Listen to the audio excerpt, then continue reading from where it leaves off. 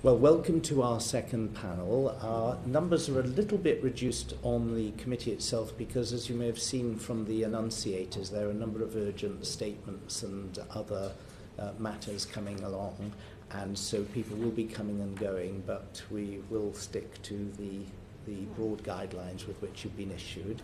So would you kindly do the same and introduce yourselves briefly for the benefit of the record? Karen. Sure. My name is Karen Mead. I am the clinical lead and the national head of psychology at Help for Heroes. Rod Eldridge. I'm the clinical lead at Walking with the Wounded. I also provide some consultancy advice to Big White Wall. Served in the military for a good while as a nurse consultant, including 8 operational tours. Thank you. Hi, I'm Walter Busuttil. I'm a consultant psychiatrist. I served in the Air Force for 16 years. I joined as a medical student. I qualified as a general duties medical officer, and then I qualified as a psychiatrist. I was involved in the Beirut hostage retrieval and the setting up of Gulf War I rehab services. I left the Air Force 20 years ago. I spent 10 years working with adult survivors of sexual abuse, and I've been the medical director at Combat Stress for the last 11 years. Thank you very much for coming today. Johnny, would you carry on, please? Yeah.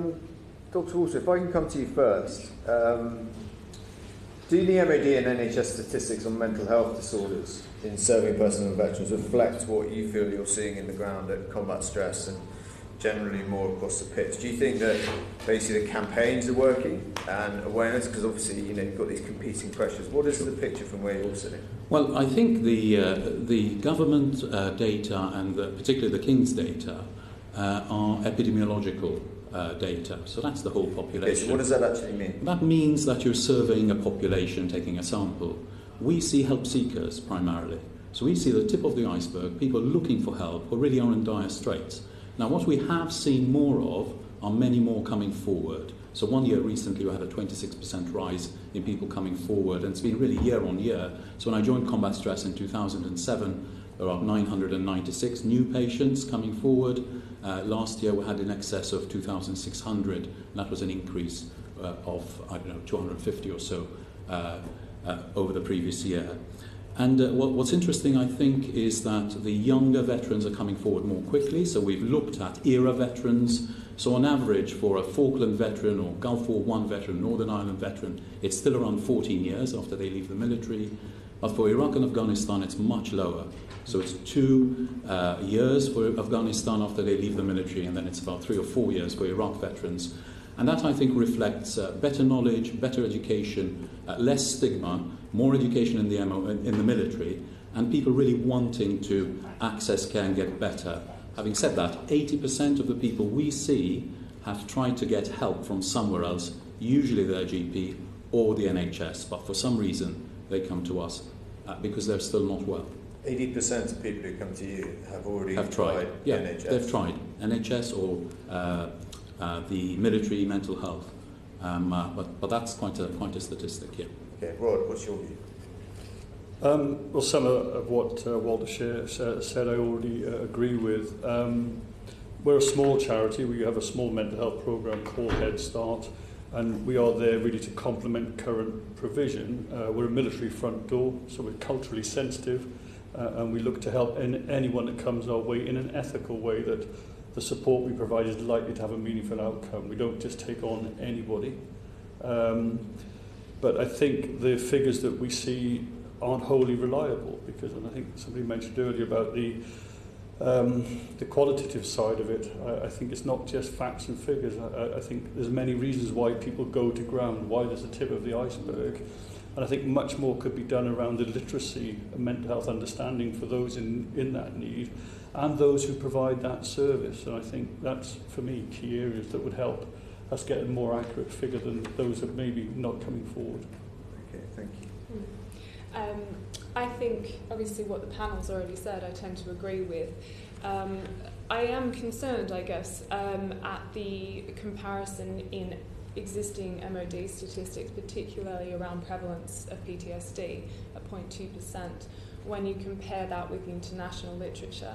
My experience working with the Canadian Armed Forces and the Australian Armed Forces, so, as well as obviously my work previously involved at Combat Stress and at Help for Heroes, all indicates that the need is higher than that 0.2% specifically. Can you just expand on that? When you talk about prevalence, 0.2%, what does that mean to the layman watching this?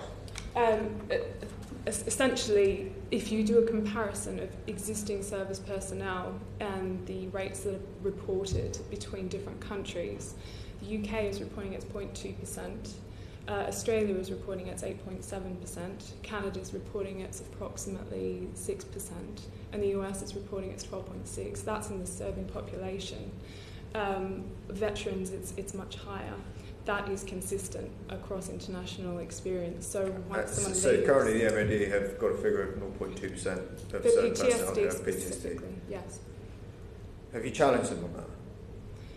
I've been in post for 6 months. I believe our lobbyist, Robin, has absolutely challenged them on that. And any idea what the comebacks be?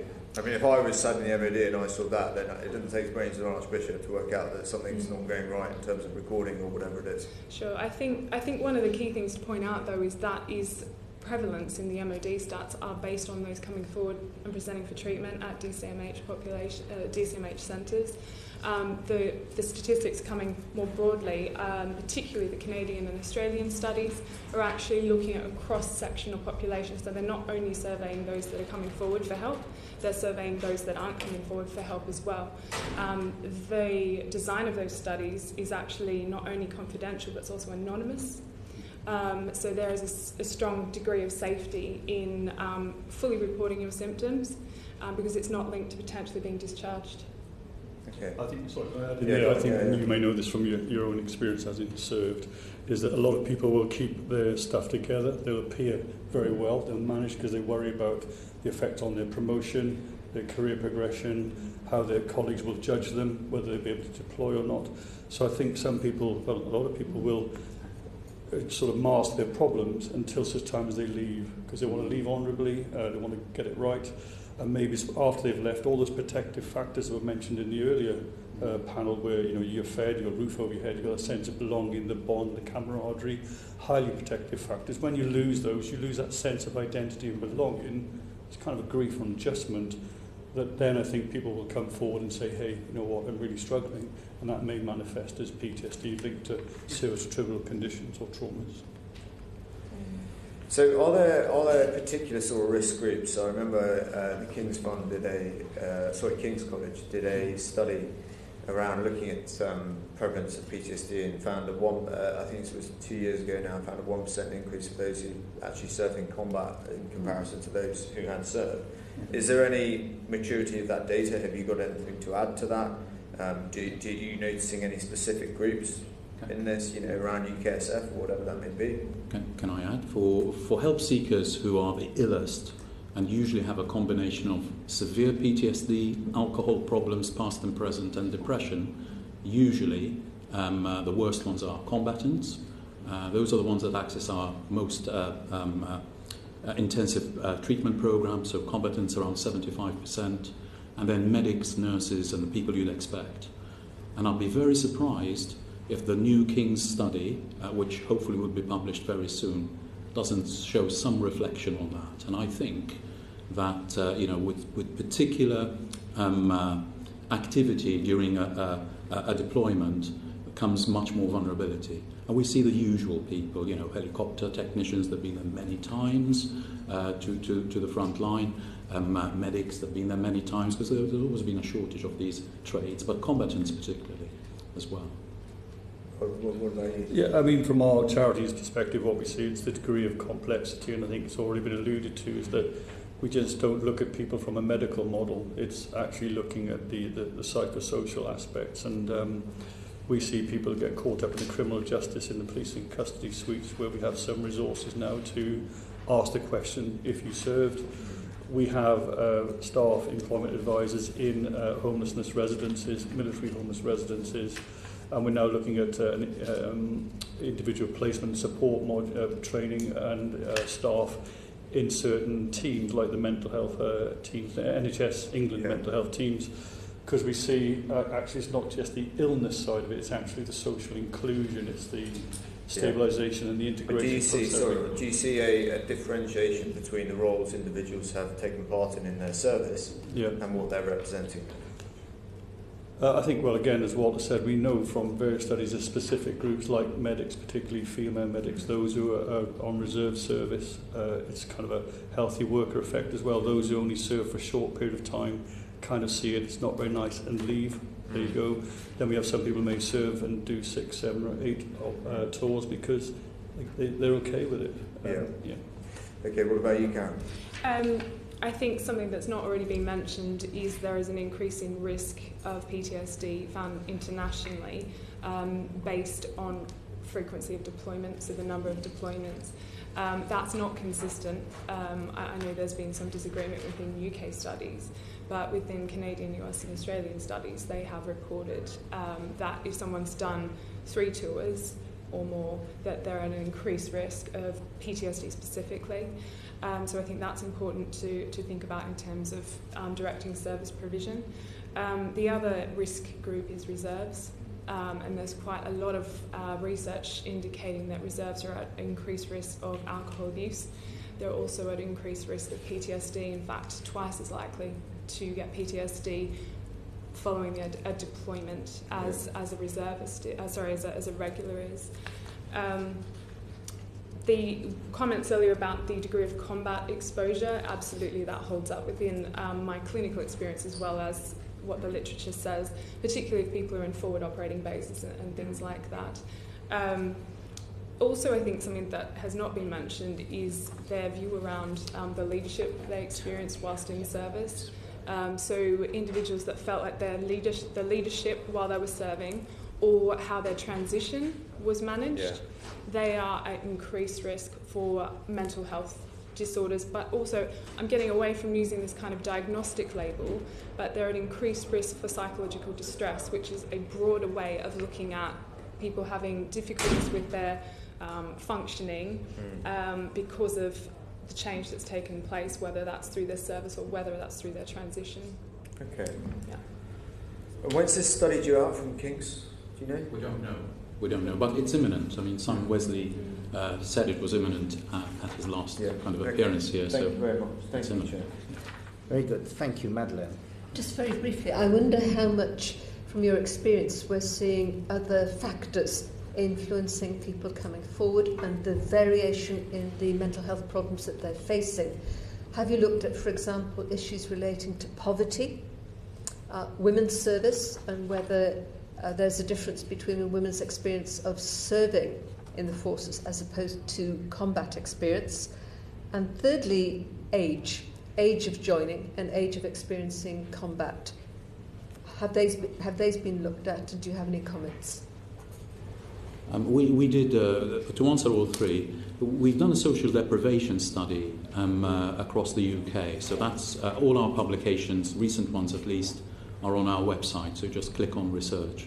Okay. What we found is that there are differences in the different countries that form part of the UK. So I think you're more likely to be socially deprived if you live in Scotland, and next is Wales, then next is England, and last of all is Northern Ireland. Equally with women's service, we tend not to see many women in our clinical services, only 3%, which doesn't reflect the 9 or 10 or 11% that now are serving in the military. Of the 3% that we do see, they come in 3 categories. The first have childhood trauma and usually have personality issues. The second have been harassed in the military, maybe sexually. And the last third are nurses and medics who've been to the front line. And our service suits these much better. And of course, we do try and help the others, but we're not a bespoke service for that kind of category. As far as age of joining is concerned, we have done a big needs study. We're going to publish about 11 papers this year. One of the papers is going to be about early service leavers. So we have 1/5 of our population are early service leavers. These are people, however, who have not just joined for one day. Actually, these have probably been deployed once and left before their 4-year contract was up. So age of joining is quite important, and we're going to look at that. We don't know which eras all these service leavers, early service leavers are from, so which wars, but obviously that would be very interesting as well. Thanks. Thank you very much. Mark. Thank you. Karen, in terms of prevalence of PTSD, I seem to remember that the King study had it at about 5% or so for regulars, and a little higher, 6 or 7% for reservists. So that's, I think, a bit nearer to the international comparisons. The Americans have much higher numbers, often ascribed to the fact that they do longer tour lengths, without necessarily a break in the middle in the way that we do. That's my recollection of it anyway. Doctor, you said that 80% of the people that come to see you have already sought help in the NHS. Or somewhere, yes. Yeah, okay. Yeah. And clearly that hasn't worked for them. Yes. And then they end up coming to you. Yes. I think one area the committee would be particularly interested in is, where is the NHS system falling down? Where are the weaknesses? Where is it failing these people? And what can be done about it? I think primarily we haven't kind of looked at this very, very carefully. They're mainly clinical audits, which we repeat year on year. But primarily it's about engagement. So it's about people understanding what a veteran is, how they tick, what they're actually describing as well in terms of their symptoms. So what we have is a lack of education in relation to general practitioners and mental health workers, including psychiatrists. But also we have a lack of clinical services as well. So the GP, if he does suss out that this guy's a veteran with possible anxiety or depression or PTSD, they're sent then to mainstream services primarily. And that is yet another hurdle for the veteran. So I think no matter how much money you invest, even if you invest millions and millions, if people fail to engage, you've wasted that money. So I think engagement is the biggest issue. And then there's treatment completion. So people have to stay the course. So your service has to be user-friendly. We have very, very high completion rates. In our biggest program, our 6-week residential program, we had a dropout rate of 4% on average for 7 years that it was running. People were prepared to come into the program. We did a lot of stabilisation. We're very user-friendly. We have a telephone helpline, a triage system, people in the community. So it's very encouraging. I think that essentially as well, the levels of knowledge in trauma, just PTSD in the NHS are not high.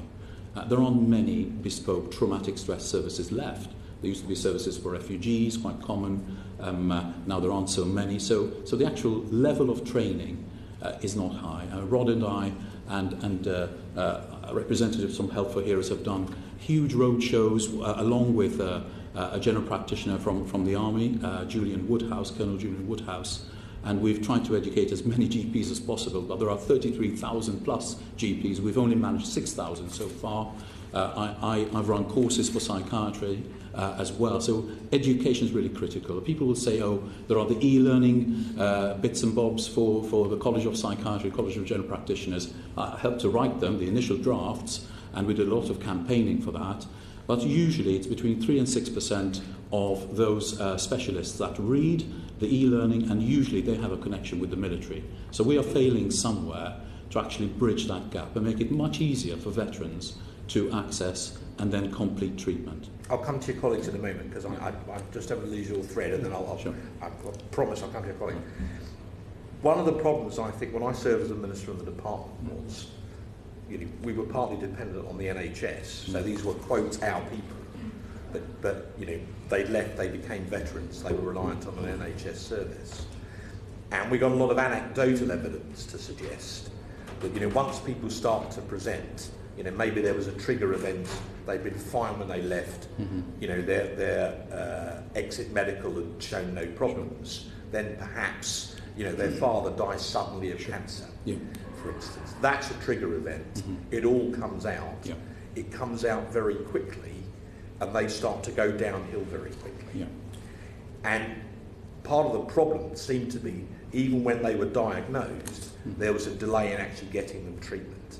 Is that still the case today, or has that got better? Yes, I think, in my opinion, it is still the case. I mean, as medical director, I get to see all the more difficult cases, so I get tertiary opinions to do for NHS community mental health services, and the letter would be, this psychotic, schizoaffective, disordered patient has declared he's a veteran. Maybe some of his symptoms relate to his military service. And what you do find when you assess this person is that he's psychotically depressed, true, but he's got rip-roaring PTSD under there, which he dissociates, he presents as being very mentally unwell, needs the care of a CMHT, but all the medication's wrong, they've treated the wrong diagnosis. When you fix put them on the right track, help them with advice about medication, these people get better, and then eventually, finally, at the last end of the journey, they might end up doing some psychotherapy and get very well.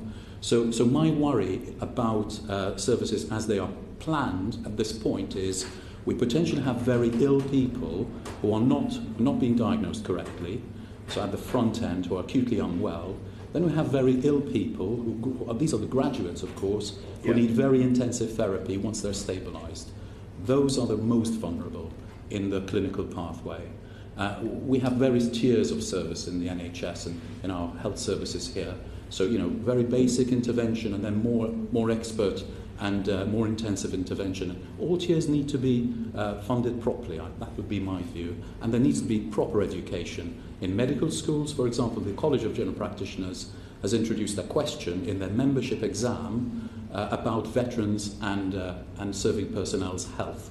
That's why we've had so much success in pulling all these GPs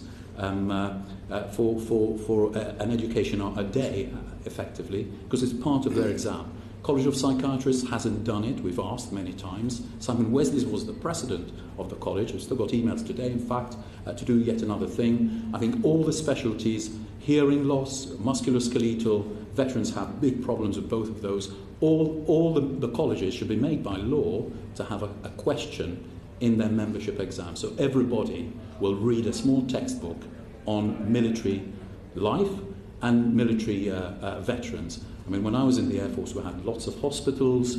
We were very well trained. There was a big cadre of doctors who knew quite a lot about military health. Now there aren't many doctors who've trained within the military. There are no real training schemes that really rotate just through a military hospital. Thank you. You've given us a specific suggestion there, which might end up in our recommendations, which we'll see. Rod, where's the NHS failing? So I think it was setting the scene again. These guys are very self-sufficient. It's part of the culture. You cope, you manage. And I think that carries over into, if you like, transition, where people can end in crisis, where they don't understand what a mental health problem is. They usually wait till they're broken, so they get an ultimatum from a judge, an employer, or a partner, sort yourself out or else. And I think the speed and the quality of that response is really important. So linking into what Walter has said, it is the quality of that first encounter, that first experience. If you've been brave enough to put your head above the parapet and say, I put my hand up, I give up, I need help. If your first encounter is with somebody who's not trained, who feels de-skilled or doesn't have the sort of self-esteem and clinical skills to deal with these things and says, that's too complex for me, I've not really met that before, that's not within my training, but I know somebody who is, then often you've got to tell that story to yet another person who may then pass you on to yet another person. And what we hear of the veteran's journey is one of being pushed from pillar to post. And no wonder people give up at some point and say, look, I've served my country, I've done my best, I deserve better, there's a military covenant, and so on and so forth. But again, I reiterate, it's the quality of that first encounter is so important. If we really care about our veterans, we want them to get over the threshold of getting quality help. We need to upskill our workforce, one for good, reliable assessments and provide good care afterwards, which these people deserve. And that first encounter won't always be with the GP, but it'll often be with the GP. Ideally, from a governance point of view, we'd like that because there's an audit trail of that medical support. And I think that's where the charities will work under contact now. We're working together for that assured process that we all work and communicate together, that the pathway is now much clearer and logical rather than, as arguably has been in recent years, rather confusing place for these folk to navigate. Even the staff that work within them struggle to navigate it. So I think that time for a very clear pathway, using the NHS at its root, providing that is well resourced and well staffed, that we have confidence in, maybe the charities could step back a little bit if that were the case. Karen? Just to go back to your point, the 0.2% that I was talking about was the MOD. No, I'm very clear on that. Yeah, very clear on that. So Absolutely. There are a lot of individuals that come to us at Help for Heroes that are talking about feeling let down by their first contact with NHS service providers. And I very much agree with the comments made by Walter about how many have indicated that they've already tried to get help through mainstream services before they're trying to access support from the charity sector. So that in itself, I guess, is a bit of a concern if there's a sense that they've been let down by the statutory providers. What Rod has just mentioned is talking about each of our organisations is involved in the contact committee, and I think there has been significant inroads in the last 6 months, particularly looking at being very clear about a clear pathway, so it is less confusing for veterans when they leave service. Previously, it's been incredibly confusing about which organisation provides what. So there's a lot of work that's currently being done looking at plain language information. So a veteran can actually go online and go, right, this is where I need to go. But most of the time, they'll be directed there or signposted there by an NHS provider initially. One of the key areas that I think NHS provision is not adequate is the model of care, and what I mean by that is the duration of access to care, particularly for those individuals who have very complex needs. So the ISTSS treatment guidelines, which is most commonly kind of considered amongst clinicians to be a set of guidelines that are looking at working specifically with complex mental health presentations, talks about more like a 2-year model of care.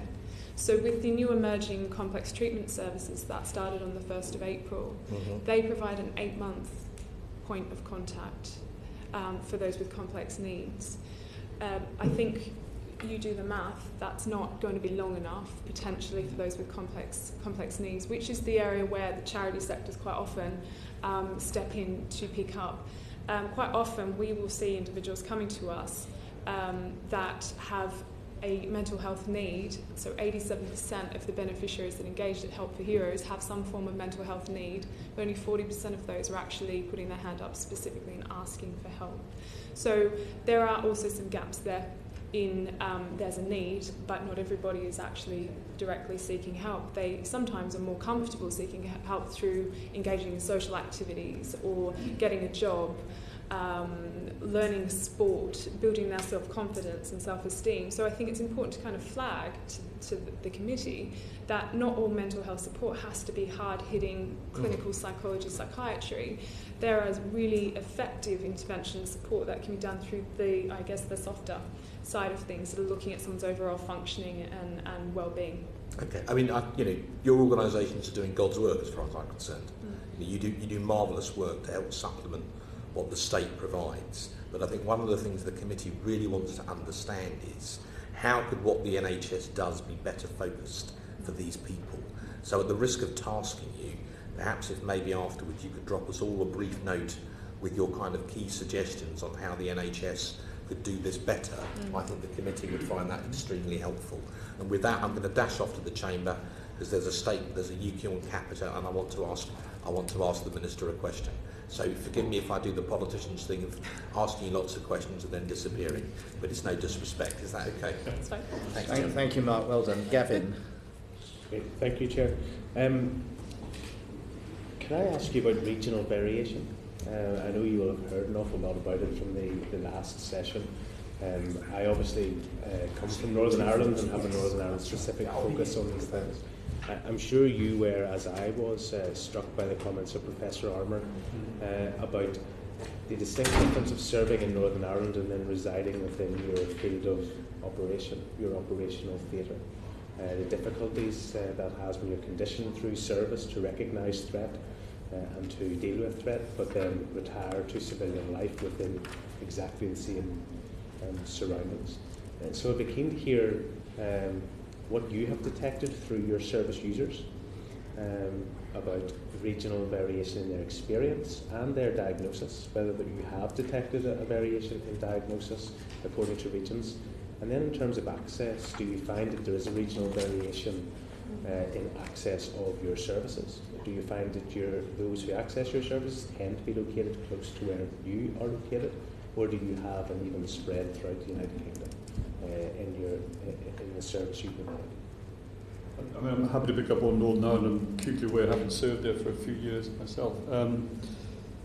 As a relatively new charity, we have tried to grow it in an assured way with the evidence that what we're doing is actually supplementing and supporting, not duplicating and confusing.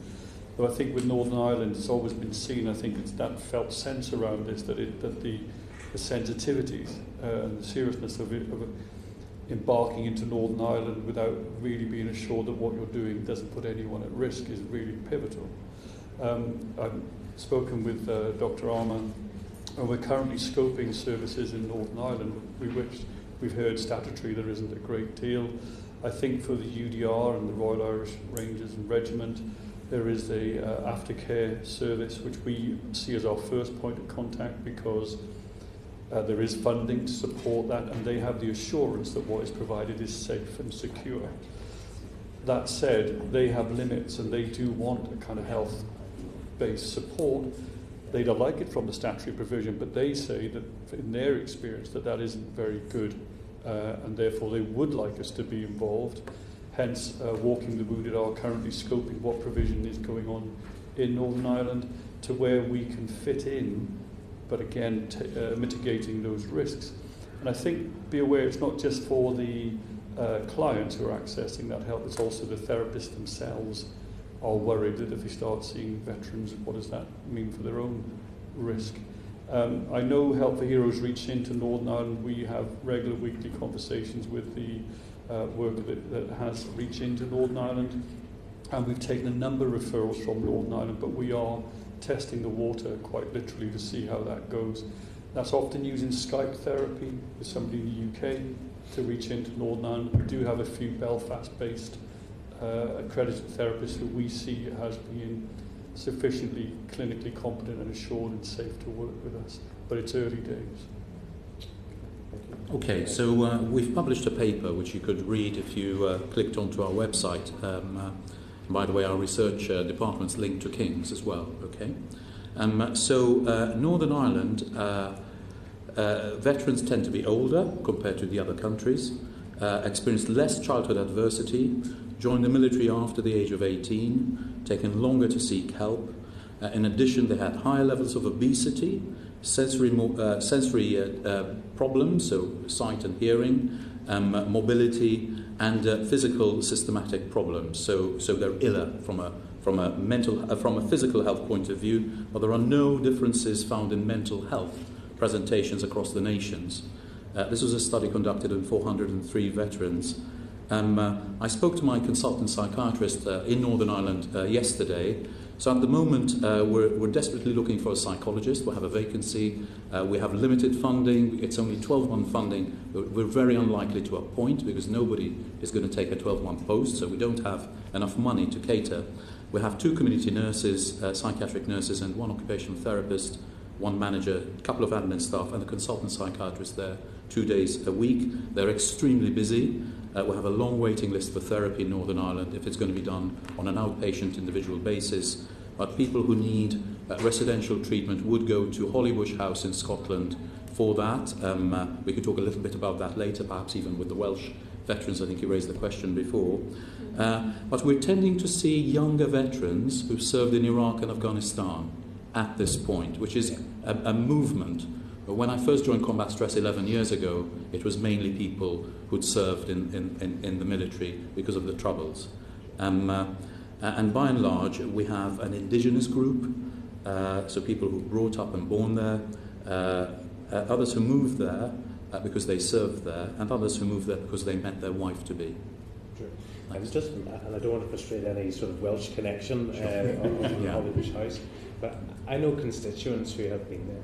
Yeah. And one of the things that they will talk about is that isolation from their family and support network when they go. Yes. And for some, there's a reluctance to go and avail of the service entirely. Absolutely. Is that something that you detect in the engagement that you have with individuals who might otherwise avail of the service if yes, closer to home and they had that support network with them? Absolutely. I think, we do need a treatment centre in Northern Ireland, but we've never had enough money to set it up. Our programmes are all manualised. They run in our treatment centres. We're increasingly moving them to a community basis as well, which won't necessarily be cheaper than running a treatment centre. And of course, you've got to have a gravitas of expertise to deliver these treatments. Treatment for veterans with complicated needs requires skill, and it requires a multidisciplinary approach. Just one psychologist or one nurse. You need to be a whole team doing it properly. Some people actually like the isolation out of Northern Ireland. They feel safer and more able to talk about their very serious problems and things they've been afraid of actually don't remain as huge mountains for them to climb. Others do want to be treated locally. So, we have a project. We've just published 2 papers on using a Skype-based intervention using cognitive processing therapy, which is an evidence-based intervention for military and rape victim PTSD. The outcomes are really good, and we were surprised actually it can work for people who are quite unwell, and we were a bit surprised with that. So we will be kind of looking at what other services we can deliver for people who cannot travel or live in places that are far away. But ideally we do need more members of our community team, and it'd be nice to be funded properly to deliver a proper service. But we're doing our best. Sure. Okay, well, thank you. Can I just, sort of point out that one of the points Walter's made regarding whether or not someone feels comfortable accessing treatment in Northern Ireland, and I think one of the really valuable things that Combat Stress is actually doing is allowing people to have access to treatment in Scotland, so they can be sent to the centre in Hollybush. So individuals that do feel concerned about identifying themselves for a veteran and going for treatment in Northern Ireland can have a certain degree of anonymity, and I think that's actually one of the key points to consider around Northern Ireland is there needs to be access both within and externally, and I think there needs to be some choice around that. Internally, there is access. I know the Hidden Wounds programme, which is a mild to moderate, what we call step 2 level of intervention, is available for those that serve in Northern Ireland as it is for anywhere nationally, and that can be delivered via phone or Skype. So there is some provision there through Help for Heroes Hidden Wounds programme, but I do know that there is consistently reported from the Northern Irish veterans that they're not sure where they can go to get help. They're fearful of identifying themselves as veteran, and we've already had some conversation about there is actually no provision for them to have any extra care given because they identify as a veteran. They get no sort of privilege under the Article 75 there. So there's a lot of work to do, I think, in Northern Ireland in particular. Yeah. Sure. And you're right in saying there are some who want and welcome being treated outside of Northern Ireland. Are there ever requests made and satisfied for familial support to travel with individual veterans, so that if the veteran themselves are going to Scotland, that their support unit can be with them? Yeah. We would accommodate a carer or a spouse, absolutely. Yeah. We would make it as easy as possible. If it was clinically indicated, of course we would. Sure. But there's a limit to what numbers, what we can do. Yeah. In our social deprivation study, Ireland came actually on top. So there's been a lot of investment in terms of libraries, education, GP surgeries, but actually mental health isn't good enough, really. And just on access then, and I'll open this up, do you see when you reckon the prevalence surveys that tell you where, what the status is, what the numbers of individual veterans affected by mental health issues, do you find a disparity between those accessing your service in a given location and what the figures should be for those affected by mental health issues? Regional variation, that's a good question. I think the areas, particularly for our Hidden Wounds service, do tend to map on where we would expect. So the areas of largest veteran concentration, really. So they do appear, from my experience anyway, they do appear to be somewhat consistent. There's particular areas where we consistently are aware that there is a gap in access or problems with access. And we've actually, that's part of the strategic grant funding that we've provided, which Neil Kitchener referred to. There was identified that the wait times in Wales particularly were enormous, very, very high. I've got some reports of veterans in Wales reporting that they've had 18 months on wait lists. So we've actually funded 3 additional Band 7 therapists. So Help for Hero we have actually subsidised the NHS service provision to try and meet that need in Wales. Pennine was another area that was identified as specifically high wait times. So with the additional 2 band therapy posts that we've appointed, the wait time's gone from 25 weeks to 13 weeks, which is still outside of the IAPT model of service delivery. So it's still quite a lengthy wait. And the southwest of England is also another area where we've identified the wait times are quite high. But there are more areas. Someone on the previous panel mentioned the Scottish Highlands is particularly hard to reach area, and I think that's where the best ways we can reach people there is actually through digital platforms, phone, Skype, that sort of thing. But I guess those are the specific areas that we've identified as there being significant need because of wait time. I've already alluded to, but we don't have that much going on in Northern Ireland, but when we do get a referral, they'll be seen within 10 days of getting their consent and verification of service, and they will get access to an accredited therapist who is skilled and assured to provide that service, which is what we provide nationally. Do you have other areas within the United Kingdom that you feel you could have a stronger presence, for example? I mean, so you cite Northern Ireland, but are there other regions within the United Kingdom that you feel so we always stronger? No, sure. We always see that the NHS has priorities because of all the governance issues that we mentioned, and we want to work alongside the NHS, not be seen as working alone. So we only supplement those areas where there are long wait times. And you're asking really, I guess, for regional variations, but where we've got what they call TIL teams, the Transition Intervention Liaison Service teams, where we've got a good working relationship, and in fact contracted in one case, they're finding our swift help to or offer of assistance, and often going from 12 to 18 sessions where we start to go a little bit further than just the Wellbeing mild to moderate.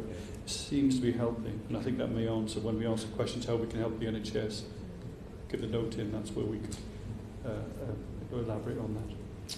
Thank you. Well, I mean, we're very, very busy. We get between 1,200 and 1,400 phone calls a month on our helpline. So we'll have 2 helplines. The new military helpline was extremely busy to start with. I think that's petered off a little.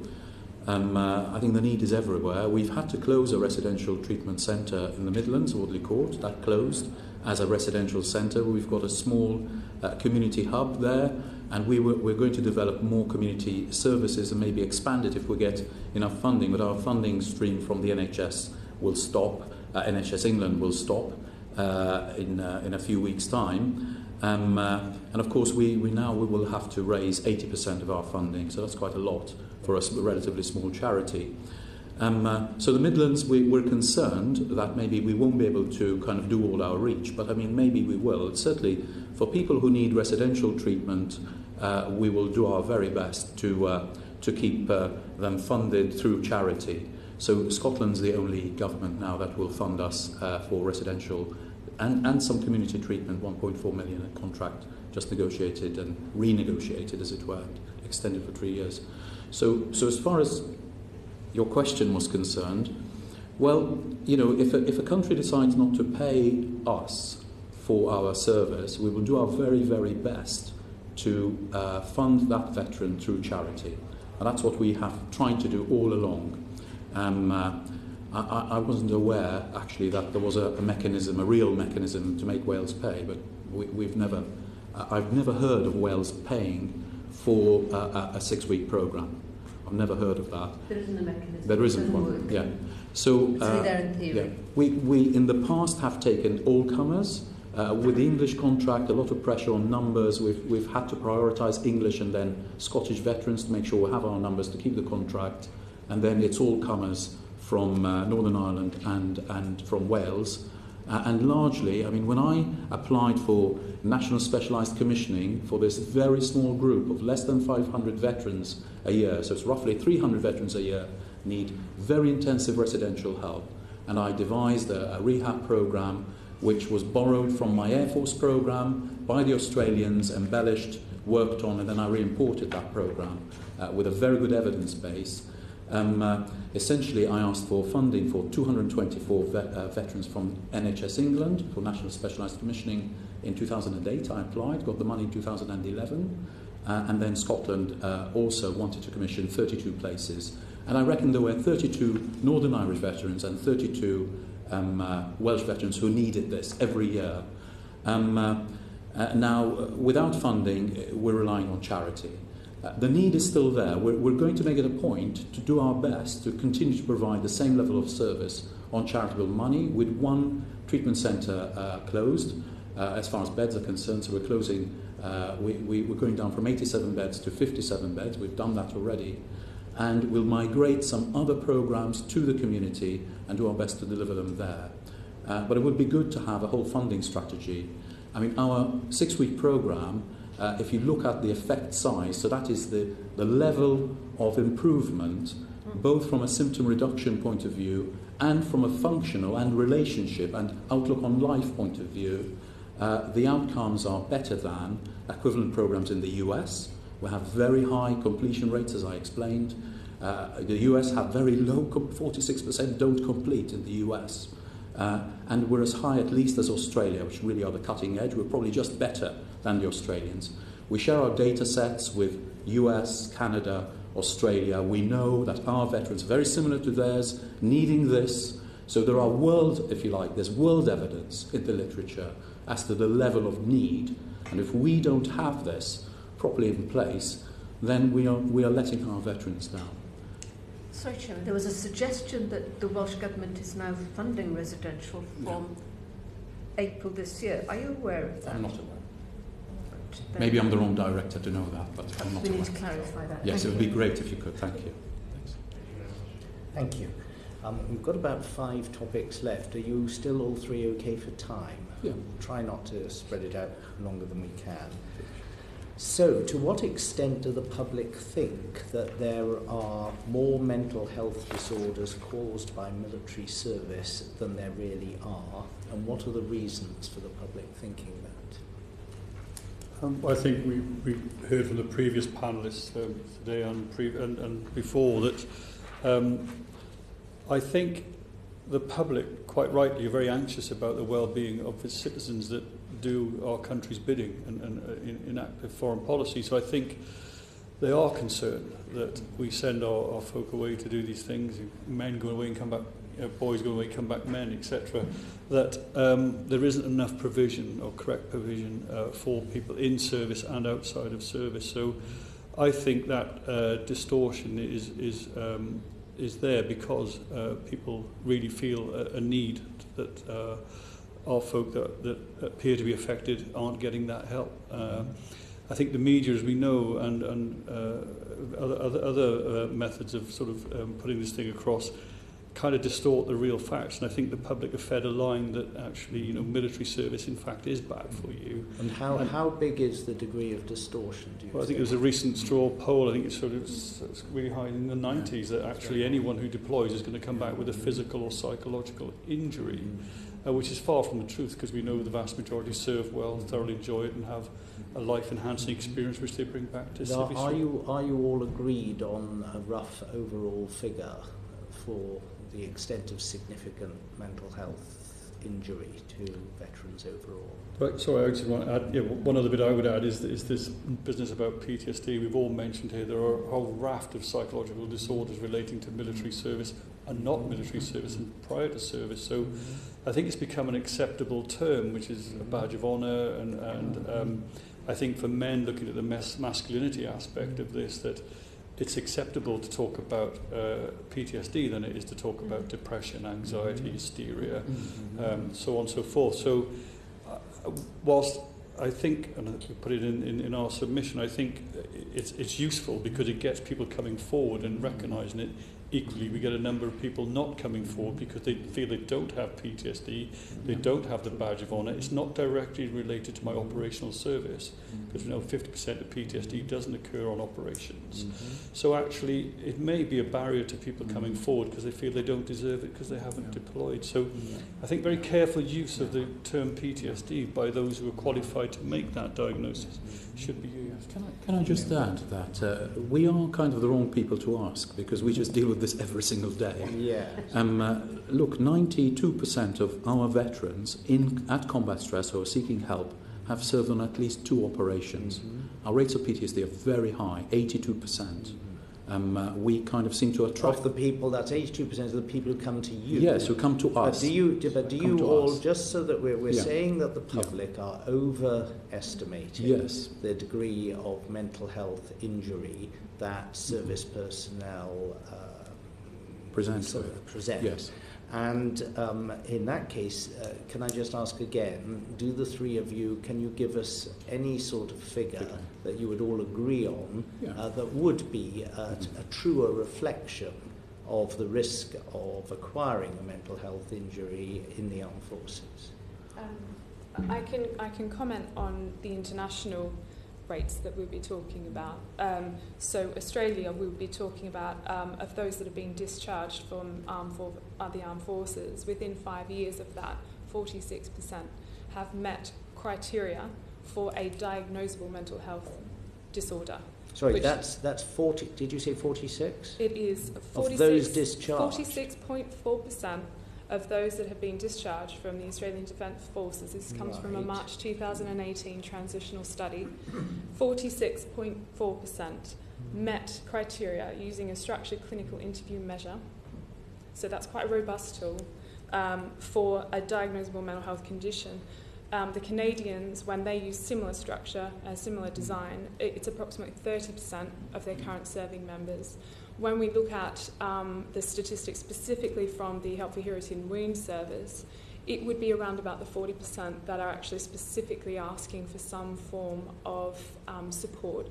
But you used the word discharged. Is that people who left before they had finished their period of service, or just people who left in the normal course of events? Sorry, sometimes that's my Australian stuff coming through. I obviously was worked with the Australian Defence Forces. So they have left for whatever reason. Right. So it's not necessarily transitioned out for medical reasons. It may be they've just completed their period of service, they've decided to leave. Sorry if I'm coming at this from too layman's point of view, but so just to be clear, looking at the United Kingdom Armed Forces, do we have a rough idea of those people who have been serving in the last sort of 20 years or so, should we say, if you served in the armed forces in the last 20 years or so for a significant period of time, what's the percentage odds that you will have acquired a mental health injury? There was a paper called Counting the Costs, which was Help for Heroes working with Force and Mind Trust, that it actually, the bulk of that said how difficult it is, in fact, to coordinate all those figures and different reporting methods to come out with a figure. But what they do offer, I think, from something like, I think I'd be happy if you looked at the actual paper, but I think it's around 800 odd regulars, maybe then 200,000 reservists. They looked at about 61,000, including reserves, maybe getting up to 65,000 people were likely to suffer with a psychological condition. So give me a percentage, please, a rough percentage. I'm not a maths man. My maths isn't up to it, but yeah, I can confirm it was 61,000 was a projected need over the next 20 years. Is that of those who were deployed to Iraq and Afghanistan? Of those who were deployed to Iraq and Afghanistan. Of 250k, maybe, something like that. Right, so we're talking about something between a quarter and a third, is that, am I right? People who served? Yeah, that's what you said. That to me would be consistent with what we're seeing internationally. Right. Yeah. Okay. I mean, my view would be to wait for the King's study, because it really has been a very long time ago, 2010. Yes. And 2010 they reported on data collected 2008 and 9. That showed it was a 4% baseline, 6.9% if you were a combatant, this is for PTSD, 5% if you were a reservist, and very high rates of alcohol, 14%, and other studies show that 20% had common mental disorders.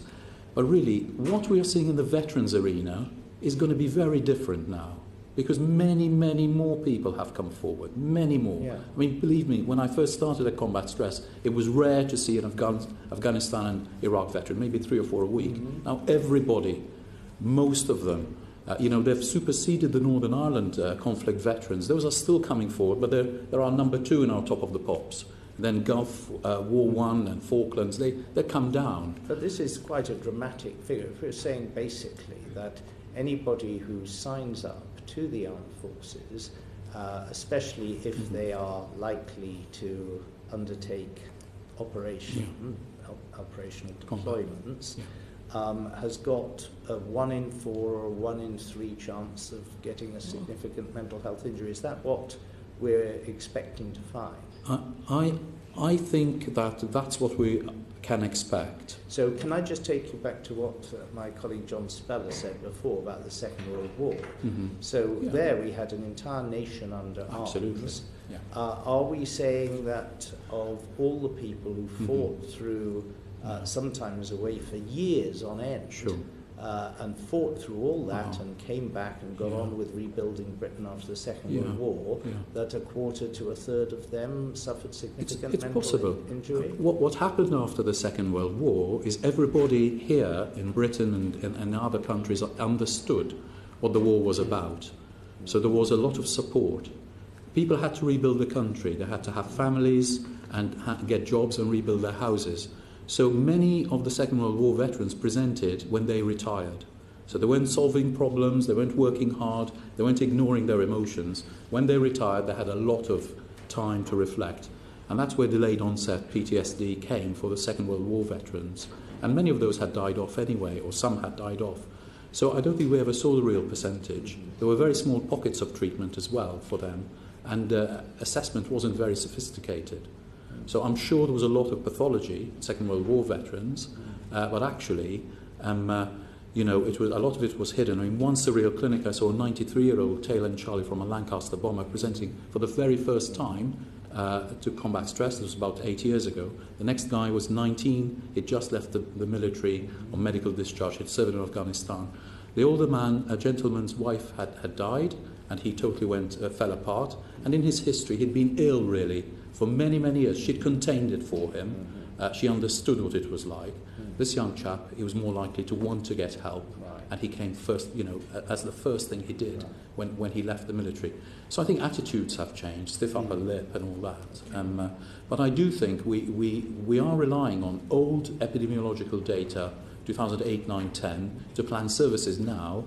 This paper's, will be published fairly soon. I think we need to kind of look at what it shows. Okay, so what we're saying then is that the incidence of mental injury as a result of service is actually quite high, of the order of 1 in 4 to 1 in 3, but that the public perception of this is much higher. Much higher, yes, much higher. And so how do you balance the need to increase mental health awareness with correcting the public perception that most, if not all, veterans have got some mental health issues of a significant nature?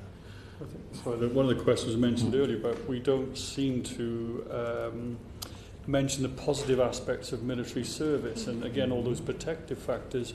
We recruit from some of the socially deprived areas, particularly into the infantry, with poor literacy, numeracy skills. We give them an opportunity, if you like, in life to, as I literally say, to see the world, to gain skills and training and that sense of belonging. Some of these folk come from very difficult backgrounds, broken homes, where maybe the bonds and attachments are pretty central to how you navigate life, are somewhat healed or held in the military. And again, when you leave, that's lost. But despite all that, we're still seeing this very high incidence. Yes, but what I think is very key, the caveat that actually is back to, I think it was Dr. Armour's mentioned, you can't extrapolate what is directly attributable to military service or aggravated by military service and what isn't. It's not black and white like that, so it's very difficult. So there are people, so it's not all attributable to military service, yes. sorry to put it across you, and it's not all PTSD. There are a range of disorders, and some of them are quickly resolved, some not. Yes. Karen, you want to... Sure. Yeah, there is a very strong emphasis on PTSD, I think, in the public's mind, and I know when we actually did a survey of MPs, and it was very similar, that the expectation around rates of PTSD was much higher than what the reality is. So that's quite consistent. So how do we tackle that problem? I think part of it is raising awareness about the common mental health disorders.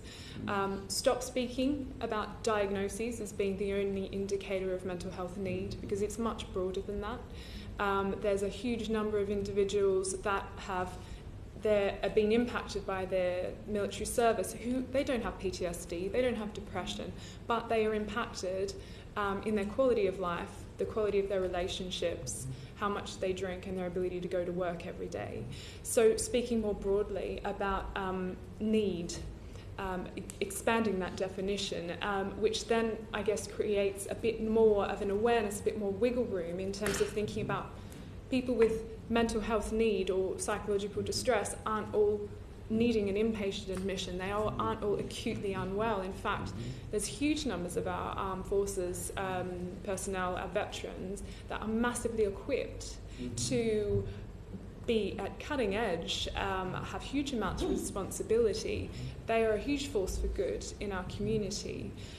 So a lot of particularly our media campaigning and our awareness is actually about talking about these are the skills that veterans have, and they may also sometimes struggle with anger issues, or they might have a bit more to drink than perhaps what they should, or they may not always have good sleep. They may go through periods of time where around an anniversary date they may struggle with sleep and they may have some trauma symptoms, but other than that they're actually functioning very, very well. I think again that layers of neglect. We don't talk about the resilience and actually post-traumatic growth, where you can actually have a negative experience, but actually that's life enhancing, because you can view things in a different way, where you see the world differently and behave differently. And before I hand back to Madeline for the next question, can I just ask, do you think that the NHS on the one hand and the MOD on the other hand are statistically in tune with the sort of figures, broad figures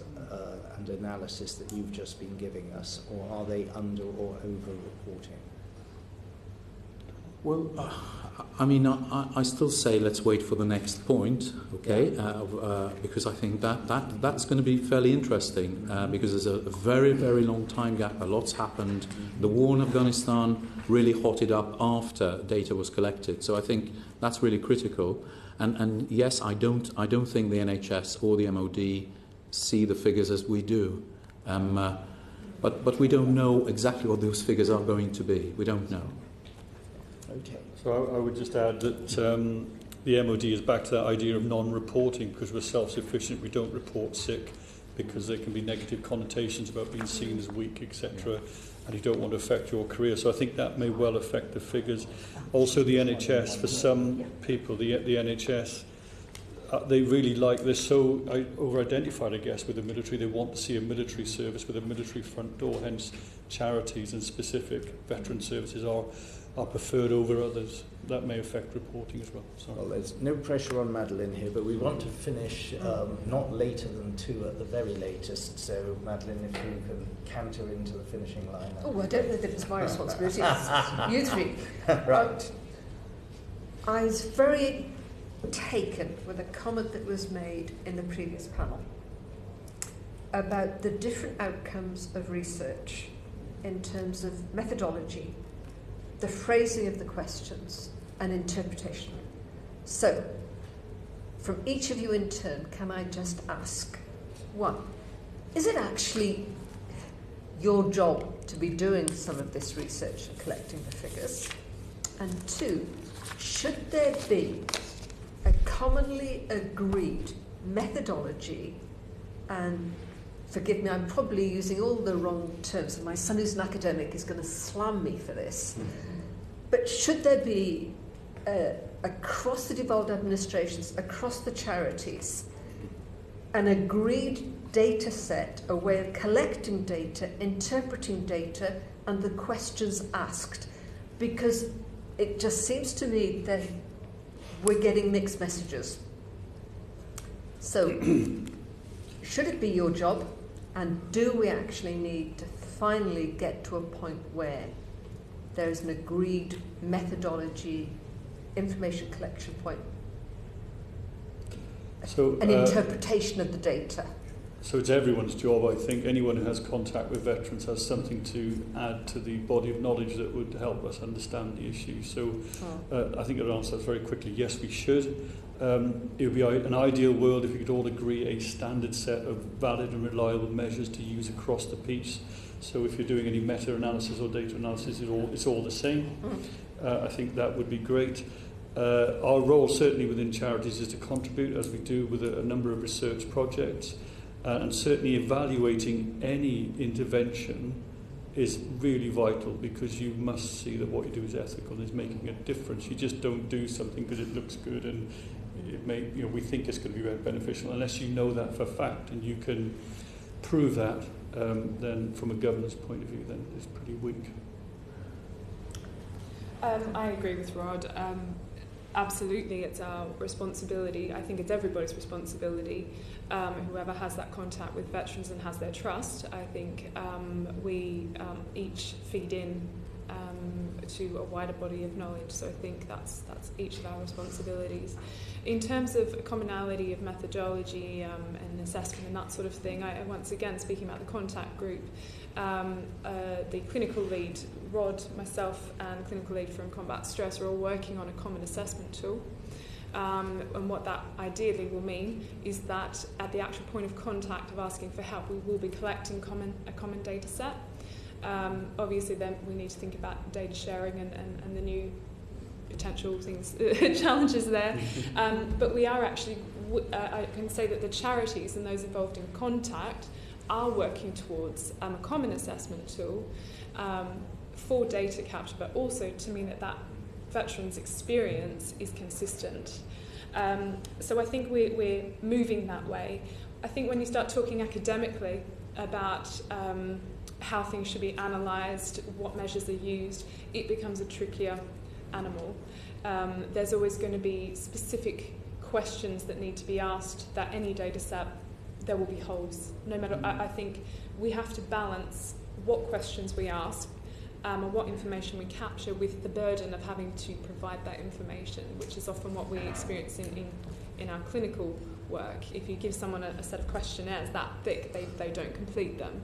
So we do need to be quite selective. Can it be achieved? I think it can be, and I say that because there has been some degree of collaboration and consistent methodology utilised between countries. So I've mentioned before, Australian, Canadian cohort studies are using similar data capture methodologies now, so the results can be compared between countries more effectively. So I think if two countries can do it, then I would hope that the devolved administrations would also be able to do it. I don't think it would be straightforward, but I think we could be working towards that. Dr. Busuttil. Yes, I mean, at the moment we have 8 collaborations going on. Napier University, Edinburgh, Ulster University with Sherry, Oxford, Anglia Ruskin, King's, University of Melbourne, Phoenix Centre, which is their National Trauma Centre, and veterans as well, Kent University with Harvard and brain injury and post-traumatic stress, and McMaster University in London, Ontario in Canada. And we do a lot of data sharing. So the main data sharing we're doing at the moment are the needs. Who are these veteran help seekers? What is wrong with them? What are their needs? And then treatment outcomes. And with pooling data, we'll be publishing papers on this quite soon. And of course, as Karen mentioned, we're very keen to have a common data set across everybody involved in the UK, including the NHS. But I think all this needs thought and research, and skill and sometimes funding. So it's really important it's well supported too. Thank you. Can I just very quickly ask, are we missing a trick with women veterans? Because it seems to me that every one of you has referred to guys. Yes. Over and over again, I just keep hearing this word. So are we missing perhaps a bespoke service that's needed for women veterans? Can I start? Is that all right? I think we are missing something for women. I agree with you. But women, in theory, go sick earlier. I don't quite know exactly what the rates of women consulting while still in the military are. But if they're not, and a lot of their characteristics become their behaviours become like men, then they're not accessing, certainly my service, as much as I'd like to see them accessing. The other group is officers. We're seeing quite senior officers now with moral injury. So that's about, why weren't we supported? It's not necessarily mental illness. It could be with PTSD as well as part of. So we were very worried about officers, women and early service leavers. We've got a fifth early service leavers we're going to analyse. We were very surprised when we looked at that data with the early service leavers. But women, we've not seen an increase. Certainly since I joined combat stress, and we had nothing really apart from respite care before, it's remained 3%. With officers and early service leavers, it's gone up. So women are not coming to us as much as we want them to. Historically, the women that I've spoken to have all said they don't access services because of the dominance of men with yes, them. absolutely. And much of their distress that they're experiencing has been about men. Can I add about female partners and spouses? Actually, we've done studies on that. Many are too anxious to go and seek help. They're too shy. They're too busy with children, and they are really left out as well. So we're looking at doing something for partners. We've got 2 studies going on, see what the intervention might be, and we'll publish that soon too. Okay, sorry. So we see a fair number of women coming forward for our services. We're sensitive to the reasons why they may do that, and certainly would seek a therapist conducive to their needs, if it's gender or therapeutic approach. But again, we're in our early days, but we are seeing, I would say, the number of ladies we see are representative of people who seek help. So the MOD stats comparison, women is 6.3% and males is 2.8%. That's with current serving MOD stats in terms of mental health issues. So we do know that women tend to come forward for help more quickly than the males do. Having facilitated the group treatment programs, which I believe you might be referring to, women's reluctance. So the group treatment programs, which the combat stress model was based on, I worked in those in Australia for about 10 years. And we had this issue around what to do with women veterans as well. And it became somewhat of a conundrum, to be completely honest. We offered specialist women programs, but because of the numbers of women coming forward for support was actually relatively low, we were finding that it was almost a disadvantage for the women who were waiting to go on a women-specific program. So the wait times were blowing out astronomically because there weren't enough coming forward. Whenever we gave women the option to engage in a group program, all but 2 in the 10 years I was working actually agreed to be part of a male group. The areas where clinically we experience women not wanting to be part of a group treatment program is generally when they've experienced some form of sexual violence. And that makes sense that normally we would then offer individual therapy to women who don't want to sit in a room, perhaps, of men. So there is the challenge of offering women-specific programs and acknowledging that it actually in some ways may disadvantage women because the numbers simply aren't there. But I think the access for individual treatment for women is a bit of a gap. They should have the option, I believe, to be able to access care individually if they can't get a group program within a reasonable time frame. Before anyone else comes in, can I just ask you to add into it one more consideration, which is the mental health impact on families. We heard before about families and their role in supporting the returning veterans of World War II. So if you could just say something about that, and then I think anything further we'll have to write to you because we have had a marathon session and a very informative one. Who would like to go first on that? Shall I? In January, we actually just completed a YouGov survey on families. So this has been a particular area of focus for my service over the past few months. So I'm happy to speak about families. We identified that 1 in 4 family members actually said that they felt there was some form of mental health issue for them as a result of their partner's service. That's quite a significant figure. That are actually flagging that their own mental health has suffered as a result of being part of an armed forces family. The most concern was the numbers that actually identified that if they were experiencing a mental health issue, they wouldn't ask for help. And the reasons that we identified they wouldn't ask for help were primarily around feeling like they didn't deserve it, and that they needed to be the strong ones to hold the family unit together. And we can kind of understand why they may feel that way when that's what their function has been. If their armed forces partner has been on deployment, the family member, the wife, has had to hold it together. So they are generally quite reluctant to seek help. Only 6% of those surveyed actually identified that they would go to a mental health professional. So many of them were not comfortable going and seeking mental health support. So families is a massive area of need. Our hidden wounds service actually provides step 2 care to the family members of those not only who are veterans, but the family members of those who are currently serving. I believe that's one of the few services that does actually look at families specifically. So because I'm aware of the huge need in the area, and that there's not that many services out there, that's a big push strategically for our service at the moment. Thank you. I work for Big White Wall on a part-time basis, and they're Help by Help for Heroes in terms of funding. They provide to partners and families from the age of 16 onwards access to a 24/7 support line, which is moderated and monitored for advice. And then there's what's called a wall guides. These folk that will take people from specific mental health programs for the need. So that's available. It's anonymous and highly effective. So that's one service that is available, and it's actually available to people in the military as well. In terms of our own charity, we support families, mainly those caught up in the criminal justice system. So the partners of those who are maybe turning up in police and custody suites and are being, rather than given a custodial sentence, but being diverted. Our support workers in what's called Project Nova will support the families in that setting.